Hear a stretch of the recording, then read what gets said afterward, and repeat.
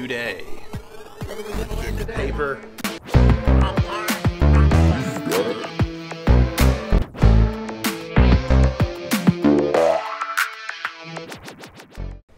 My boy Ty asked me the other day, he said, man, can you do a video on how much money you should ask for music stuff or whatever? And so here we go. How much money you need to get paid is the most important part. I don't believe in this, I do it for the music, I load in for the pay. Man, no. I play a lot of golf during the week because I do a lot of getting paid on these gigs, all right? Now, how do you determine what you're worth, how much you should charge, what you should be asking for? Let's take it like this. Let's say that you are an aspiring DJ and you don't know what to charge for a wedding or a club or a party. Call a DJ. Nobody knows you anyway. Call them up, ask them, hey, what do you guys charge for whatever? Now, listen, here are some other tips. You need to know for your booking what date that is going to be on. So if it's a Christmas thing on a Saturday, that's more money than a random thing on a Wednesday at somebody's house, okay? So you need to call with that information. Now, is some sort of subterfuge as this not good? I mean, this is the game. This is the hustle, all right? So call them up, see how much they charge. They may say, man, we start at $250. That gets you 3 hours. And then so you know, $250, that's what it costs to get somebody. Now, at that point, you have a baseline. So you know that those people are working for that amount of money. So in this example, $250. And then you say to yourself, do I want to do it for less, or is that even enough? Trust me, that's enough.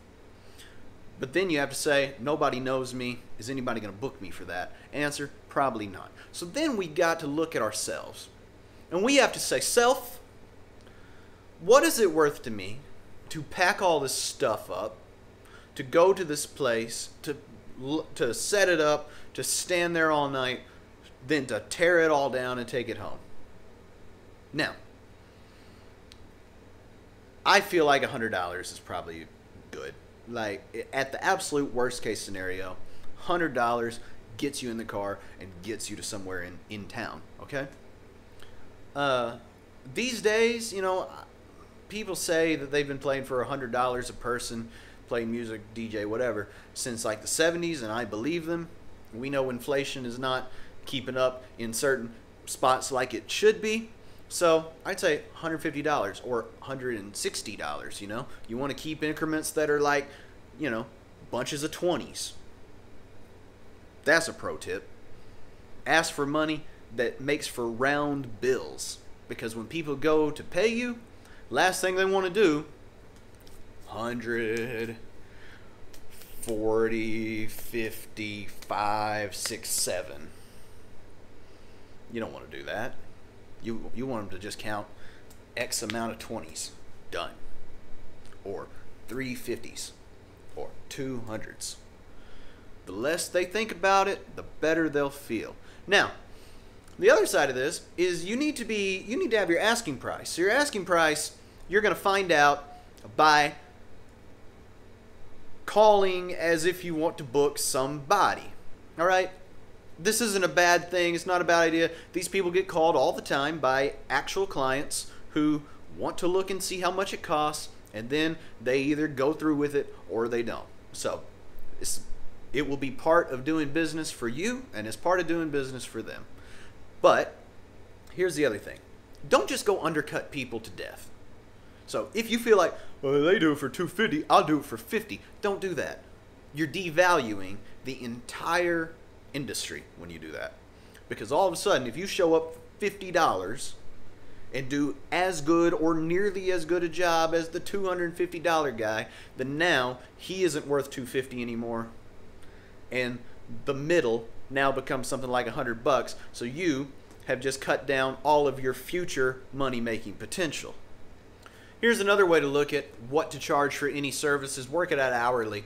And don't charge it hourly, but think about it for yourself hourly. All right? If you're saying 3-hour gig, how much money will I make an hour at a price? $150 is $50 an hour.